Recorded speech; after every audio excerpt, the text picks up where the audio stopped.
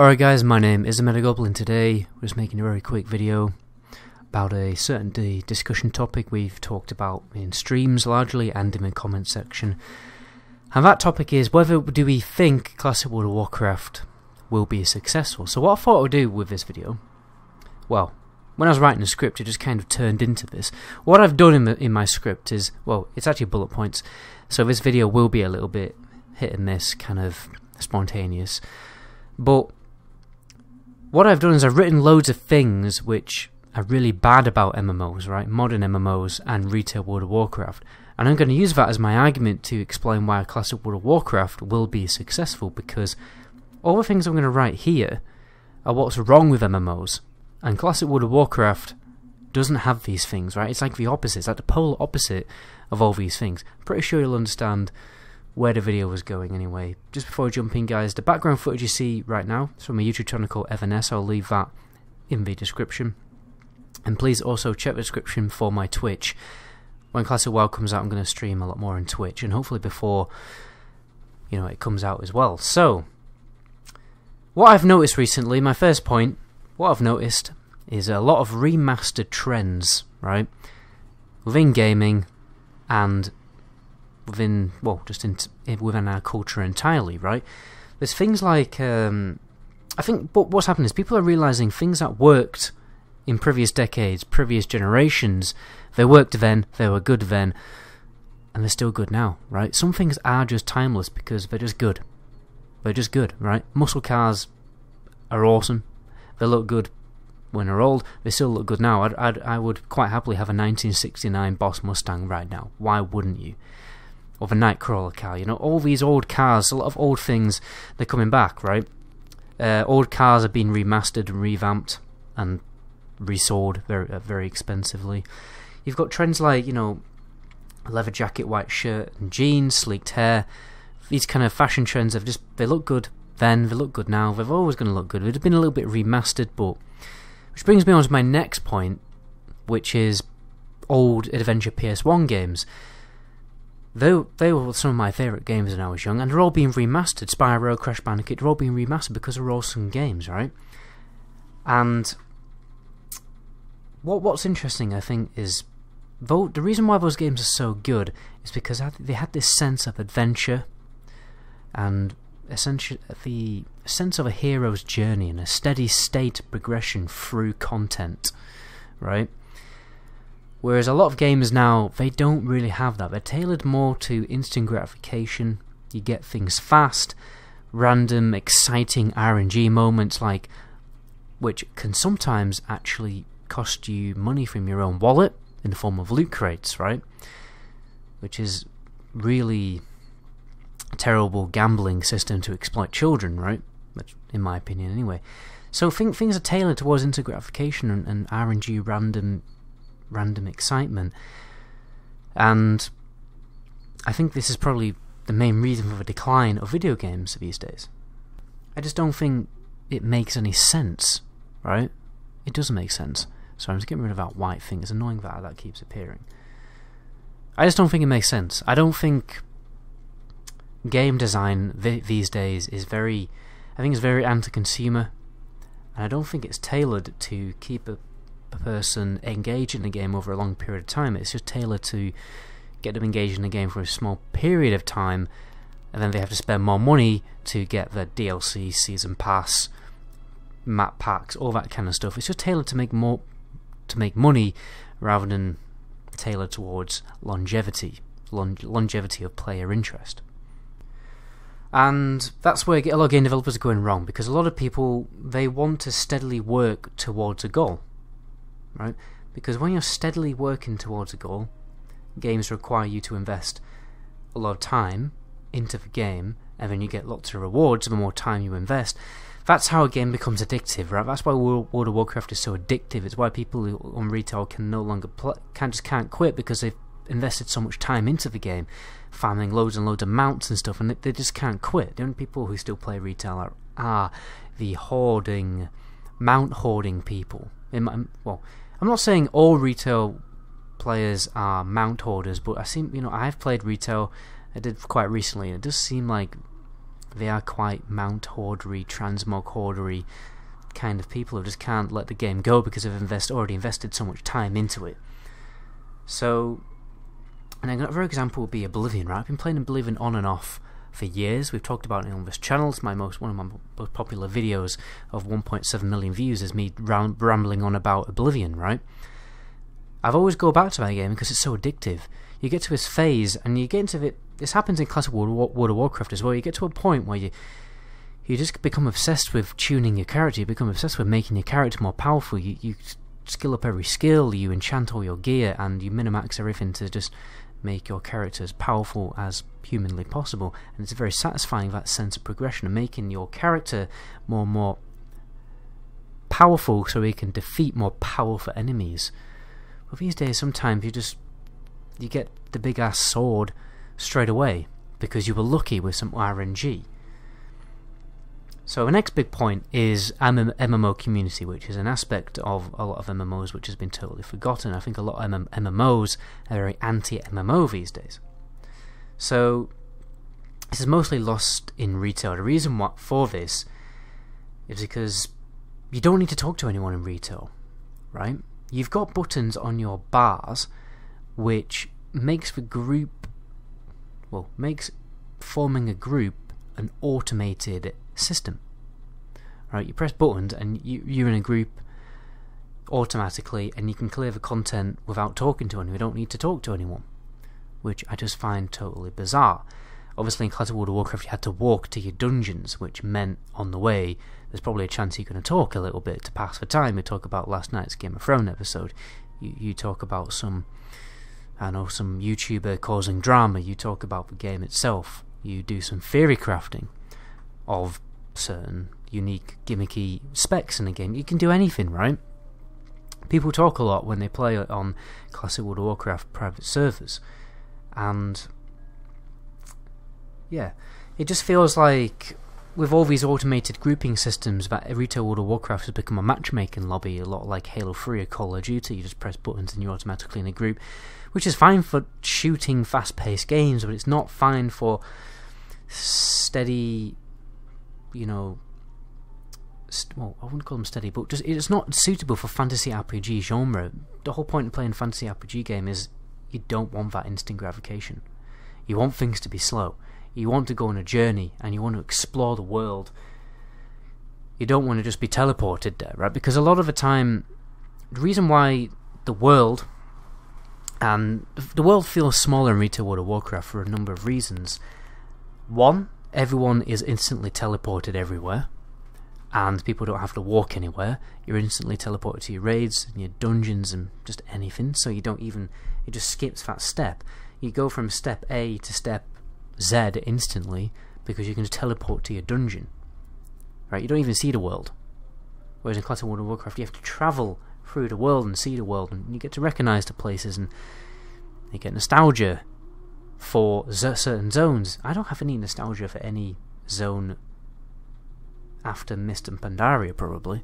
I just don't. I mean, the end goal of World of Warcraft is to defeat the last boss in whatever raid is currently available, and in retail you can just do that by pressing a button. Granted, you do have to wait a few weeks before that raid tier unlocks, but still, you can do it without talking to anyone. You can see the content in the raid in a matchmaking system, right, which you are instantly teleported to. If you can instantly teleport to a raid, it removes the excitement, mystery and threat, difficulty of that raid entirely. If you have to walk there and get a group together beforehand, it really increases the threat and excitement of that raid. If you can just press a button and wait a few minutes to jump into a raid, it doesn't feel like a raid. It's not a raid. It's Halo 3 Team SWAT. It's not really how MMOs are supposed to be designed. What other points have we got? That's a great thing about Classic, is it forces you to be social, right? Raids required 40 people. You can't just pug 40 people. You can't even pug them. You have to join a guild. You have to be a member of a community of people which you're going to talk to on a regular basis every day, scheduling raids with, and doing other activities with, professions together. you're going to be talking to people more. You're going to make friends more. It's just going to happen in Classic World of Warcraft. It's just a thing. Now and again, Zul'Gurub will be pugged, and Ixia will be pugged because it's only one boss. Zul'Gurub's 20 man. Those things can be pugged, but a lot of the time you can't pug like Blackwing Lair.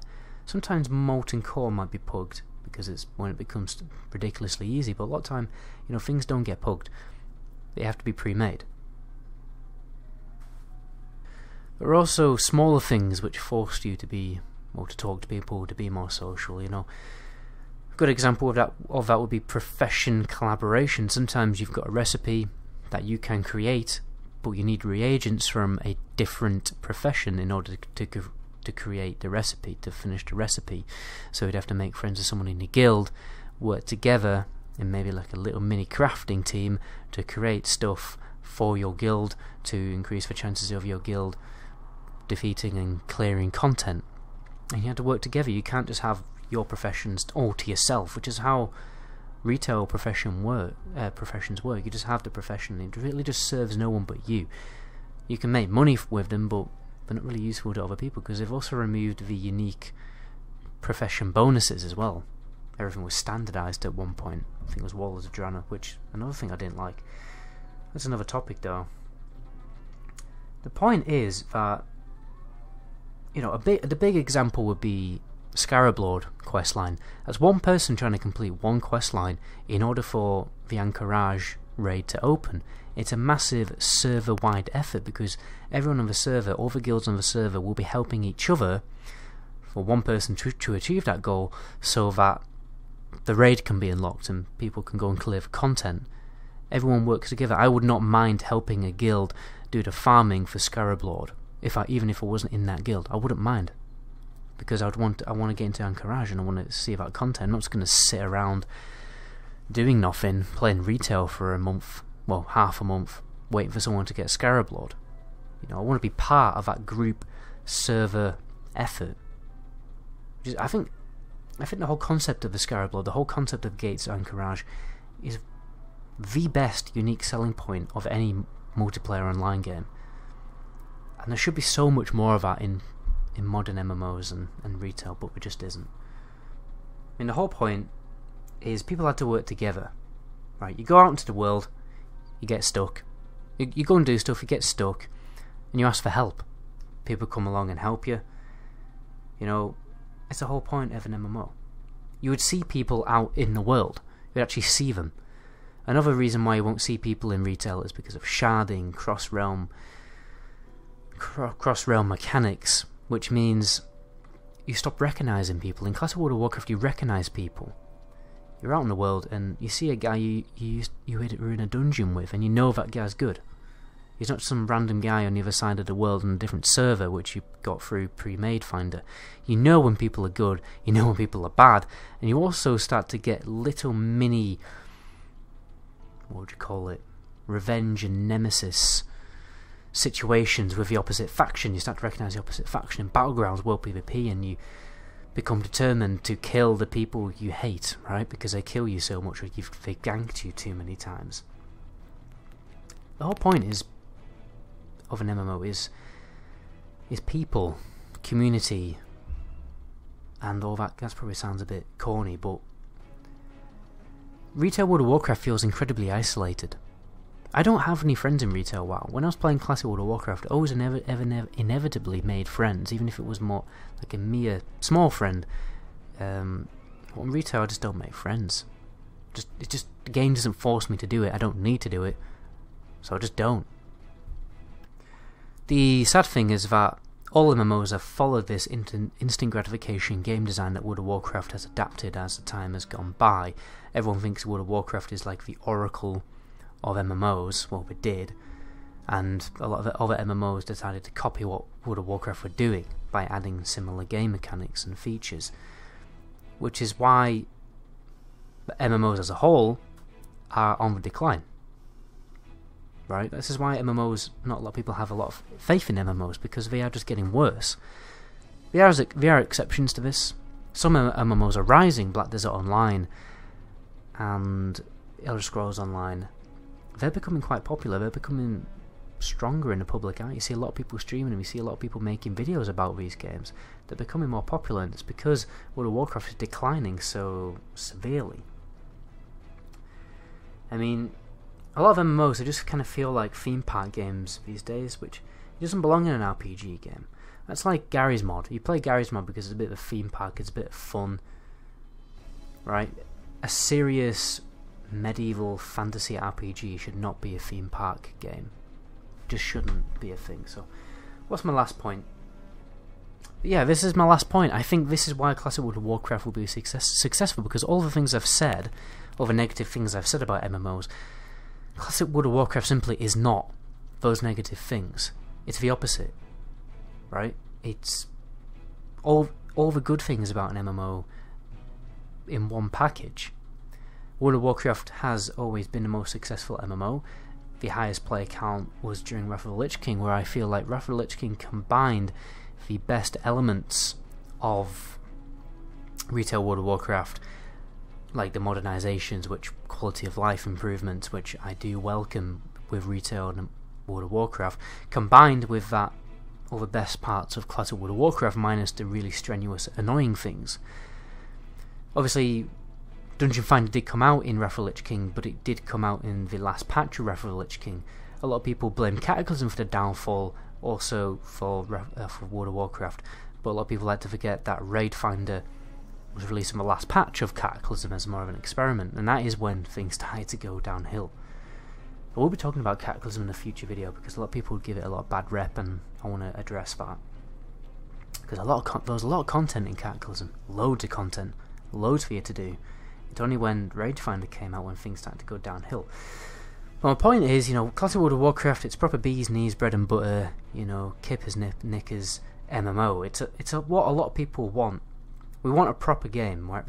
We're losing faith in modern games, losing faith in new MMOs, all new games to be honest. We just want an old game, a solid game, which worked back in the day, it still works now, because old games are good. And it's not just nostalgia goggles. Game design was at its peak in the 2000s and early 2000s, at the early stages of this decade. That was the peak. Even the 90s maybe, but not so much. But that's only because of technology strains.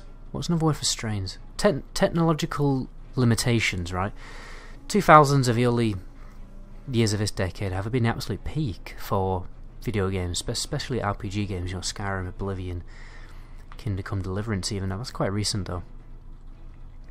And World of Warcraft. So that's probably where I'm going to end the video there. I've rambled long enough. I've gone on for 18 minutes, right? Which is crazy. My name is Goblin. Until my next video. Ciao.